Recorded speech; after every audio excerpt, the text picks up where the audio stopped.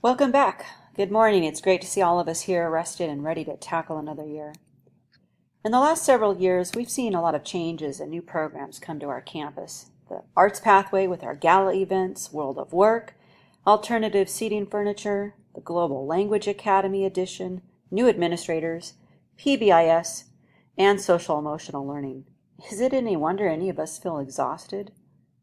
With all these changes, I wondered, what academic progress are our students making? I dove into the data to investigate by looking at the California dashboard, and I discovered as a school that we are in the red in several categories, but two really stood out: our math scores and our suspension rate. I investigated further and discovered that one group of students in particular are being underserved at our school: our African American students. By looking at the SBAC data for our 8th graders in 2017-18 school year, I discovered that our African American students are performing below their white and Hispanic peers in overall math, with a 10% gap in achievement. This perplexed me because very few of our African American students are English language learners, so why are they performing so low compared to their peers? What's even more shocking is the 21% gap in the suspension rate between African American and Hispanic students. With all we all know that our district seeks to have happy kids and healthy relationships on a pathway to gainful employment. Well, you know what? In the United States, college can be a key to helping achieve these goals. College graduates report being happier, they live longer, they own more homes, they experience more job satisfaction, they're more likely to get married and stay married and volunteer in their communities. They are less likely to face unemployment, and on their average lifetime, they're going to make $1 million more. But do we really believe we can prepare our African American students for the option to pursue college?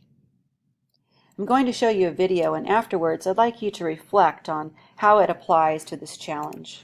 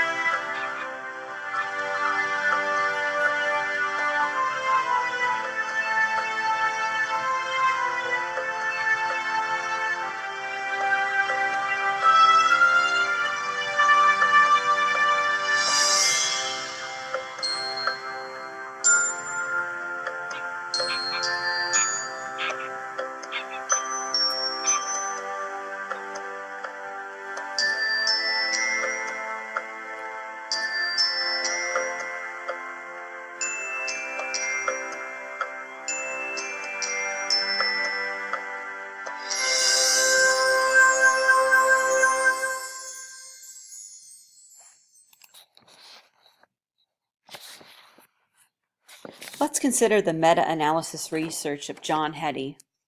By synthesizing the findings of 50,000 studies, he's identified the #1 influence related to student achievement, placing it far above the average effect, which we call the hinge point. What is it?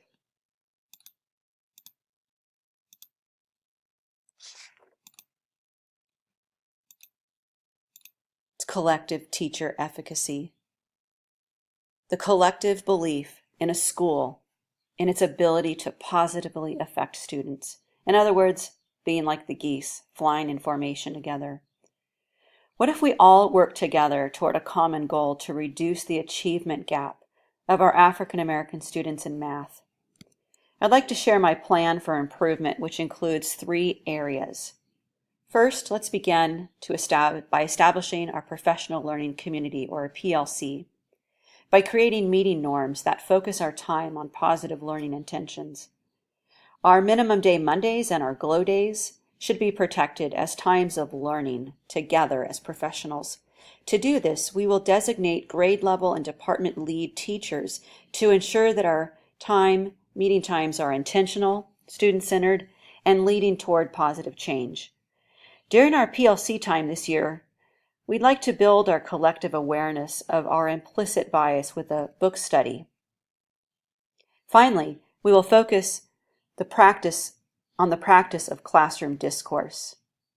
Our African American students, who come from a collectivist culture with a strong oral tradition of learning, they learn particularly well through dialogic talk. Therefore, classroom discourse may be a particularly helpful strategy for engaging our African American students.